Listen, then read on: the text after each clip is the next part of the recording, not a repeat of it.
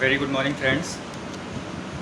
दोस्तों, आज हम एक और प्रॉफिट एंड लॉस का एक वेरी इंपॉर्टेंट वाला क्वेश्चन करने वाले हैं। ठीक है, ध्यान देना सब। यहाँ पे मोस्ट इम्पॉर्टेंट क्वेश्चन है बेटा हमारा। ठीक है, तो क्वेश्चन क्या कह रहा है? Raju sells a watch at 5% profit. Raju है, एक कोई लड़का है राजू, वो एक घड़ी को बेचता है 5% के प्रॉफिट पर। तो डेफिनेटली बात है, अगर वो बेच रहा है उस घड़ी को, तो उस घड़ी का कुछ ना कुछ कॉस्ट प्राइस तो होगा ना। क्या हमें क्वेश्चन में कहीं पे दिया है ऐसा कुछ कॉस्ट प्राइस का? तो आंसर है नो, नहीं दे रखा है। ठीक है, कोई दिक्कत नहीं है। अब आगे पढ़ते हैं। अगर वो उस घड़ी को 24 रुपये ज़्यादा में बेचता, अगर मान लो वो उस घड़ी को 24 रुपये ज़्यादा में बेचता, तो उसको प्रॉफिट होता 11% का।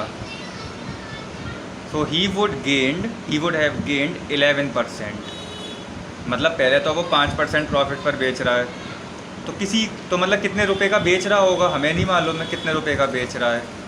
लेकिन केस नंबर 2 में क्या कह रहा है बेटा?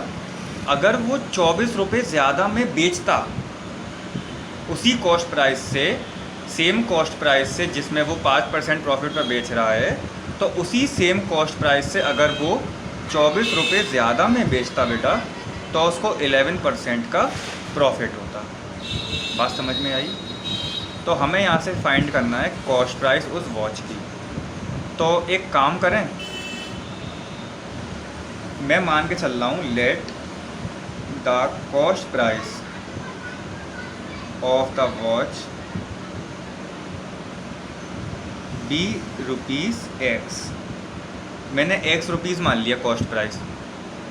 ठीक है बेटा, ओके। अब ₹X मान लिया, तो मेरे पास यहाँ पे 2 केस बन के आते हैं बेटा, है ना। कंडीशन, 2 कंडीशंस बन के आती हैं। पहली कंडीशन देखते हैं। कंडीशन नंबर 1 क्या कह रही है बेटा? कंडीशन नंबर 1 कह रही है दोस्तों कि जब कॉस्ट प्राइस हमारी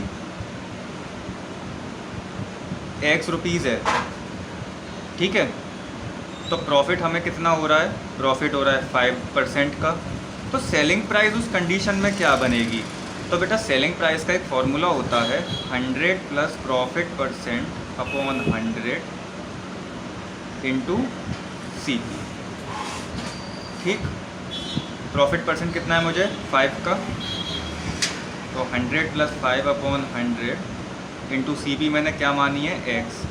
ठीक है, तो मेरे SP कितनी आ गई रिक्वायर्ड? 105X upon 100। ये मेरी पहली SP आई है बेटा, पहली सेलिंग प्राइस। ये मेरी पहली कंडीशन है। यहाँ तक बात समझ में आई सबको? अब कंडीशन नंबर 2 क्या कह रही है?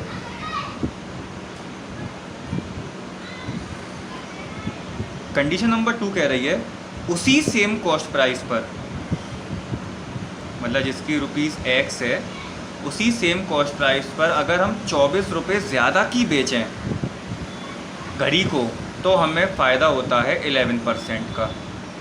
इसका मतलब प्रॉफिट जो हो रहा है मुझे 11% का हो रहा है प्रॉफिट %।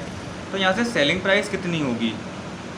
तो आंसर है, सेम फार्मूले से हम देखेंगे, 100 plus profit % upon 100 into CP, 100 plus 11 upon 100 into X, then the SP2 selling price second आ गई हमारे पास 111 अपॉन 100X।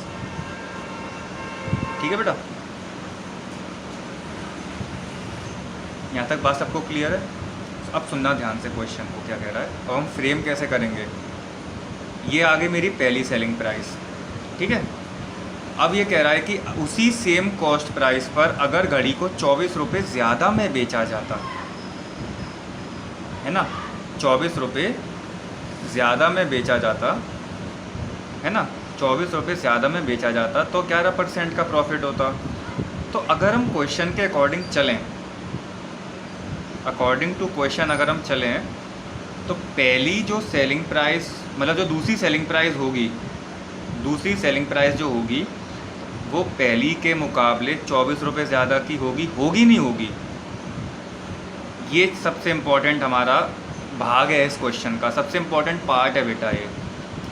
कि एक बात बताओ, पहली सेलिंग प्राइस जैसे मान लो मैंने पहले घड़ी बेची 6 रुपये की, इमेजिन करो मैंने पहले 6 रुपये की बेची कुछ कॉस्ट प्राइस पर, मान लो उस घड़ी की कॉस्ट प्राइस 2 रुपये है, ठीक है। अब उसी सेम कॉस्ट प्राइस पर अगर मैं घड़ी को 24 रुपये ज़्यादा में बेच रहा हूँ तो मैं कितने रुपए की बेचूंगा दूसरी बार? 30 रुपये की। पहले मैं 6 रुपये की बेच रहा हूँ, अब मैं 24 रुपये ज़्यादा की बेचूंगा। देखो 2 रुपये मेरी कॉस्ट प्राइस है घड़ी की, बेच रहा हूँ मैं 6 रुपये का पहले, ठीक है। प्रॉफिट मुझे मिल रहा है चार का।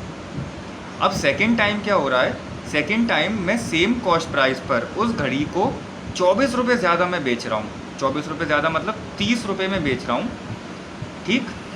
तो मुझे प्रॉफिट मान लो 28 रुपये का हो रहा है, ठीक है, माना 28 का हो रहा है। तो कंडीशन क्या कहना चाह रही है, ये जो पहली एसपी है, ये जो पहली एसपी है वो सॉरी ये दूसरी जो एसपी है, ये पहली एसपी से 24 रुपये ज़्यादा ही तो है, हाँ या ना? बिल्कुल सही बात है, ठीक। तो इसी कंडीशन की मदद से हम यहाँ से कॉस्ट प्राइस फाइंड कर सकते हैं। देखो कैसे, सेलिंग प्राइस 2 कौन सी वैल्यू आई है, 111x upon 100 equal to 105x upon 100 plus 24। बात समझ में आई? ये मेरी दूसरी सेलिंग प्राइस है, जो दूसरी सेलिंग प्राइस होगी वो पहली के मुकाबले 24 रुपये ज़्यादा की तो होगी। अगर पहली सेलिंग प्राइस मेरी 6 रुपये की है तो दूसरी सेलिंग प्राइस अगर मैं 24 रुपये ज़्यादा में बेच रहा हूँ, इसका मतलब 30 रुपये में बेचूंगा उस घड़ी को मैं, कुछ भी मान लो, बॉल मान लो, घड़ी मान लो, ठीक है ना। तो इन दोनों का डिफरेंस देखें। अब मैं लाइक टर्म्स को एक साथ कर रहा हूँ, तो लाइक टर्म्स जब मैं एक साथ रखूँगा तो ये डिफरेंस आ जाएगा बेटा, ठीक है। जब मैं इसको सॉल्व करूँगा तो डिनोमिनेटर दोनों का तो सेम है, न्यूमरेटर हमारा सब्ट्रैक्ट हो जाएगा, which is 6x upon 100 equal to 24, ठीक है। तो x की वैल्यू क्या हो गई, x की वैल्यू हो गई 24 इंटू 100 अपॉन 6, 6 4 24। तो जो रिक्वायर्ड कॉस्ट प्राइस आई मेरे पास वो आ गई 400। बात समझ में आई? तो मैं लिख दूंगा यहाँ पे, hence the cost price of the watch is rupees 400। तो इसका मतलब एक बार मैं अगर फिर से इसको वेरीफाई कराऊँ तो ये हो गया कि अगर घड़ी की रेट 400 रुपये है कॉस्ट प्राइस, और जब मैं उसको 5% के प्रॉफिट पर बेचूंगा तो कुछ सेलिंग प्राइस आएगी। देखें एक बार वेरीफाई करके देखें कि क्या सेलिंग प्राइस आती है वास्तव में। चलो एक बार वेरिफिकेशन कर लेते हैं तो और क्लियरिटी आ जाएगी। जैसे केस 1 में कॉस्ट प्राइस मेरी 400 थी, प्रॉफिट हो रहा था मुझे 5% के प्रॉफिट पर बेच रहा था, तो सेलिंग प्राइस कितनी आती मेरी अकॉर्डिंग टू दिस फार्मूला, 105 अपॉन 100 इंटू 400 निकालो, 5 4 20, 4 1 4, 420 रुपये की बेचता मैं, ठीक। यहाँ तक बात क्लियर है सबको? ठीक है। अब कंडीशन नंबर 2 को भी सेटिस्फाई कर लो कि इसी सेम कॉस्ट प्राइस पर बेटा अगर मैं घड़ी को 24 रुपये ज़्यादा में बेचूँ, 24 रुपये ज़्यादा मतलब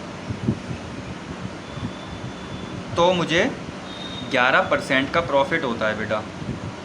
तो मैं सेलिंग प्राइस निकाल के देखूँ, अगर सेलिंग प्राइस मेरी इससे 24 रुपये ज़्यादा आई, इसका मतलब मेरा कॉस्ट प्राइस बिल्कुल सही है बेटा।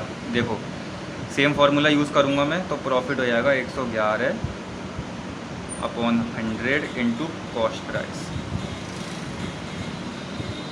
तो शुड बी 444। ये मेरी सेलिंग प्राइस आ गई दूसरी।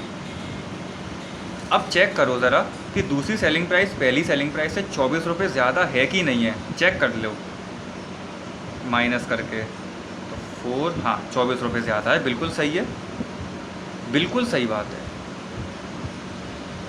इसका मतलब मेरी कॉस्ट प्राइस बिल्कुल सही आई है। तो इस वेरिफिकेशन से आपको ये क्लियर हो गया होगा कि मैंने इसको कैसे फ्रेम करा, ठीक है ना। तो ये था एक हमारा वेरी इंपॉर्टेंट वाला क्वेश्चन बेटा।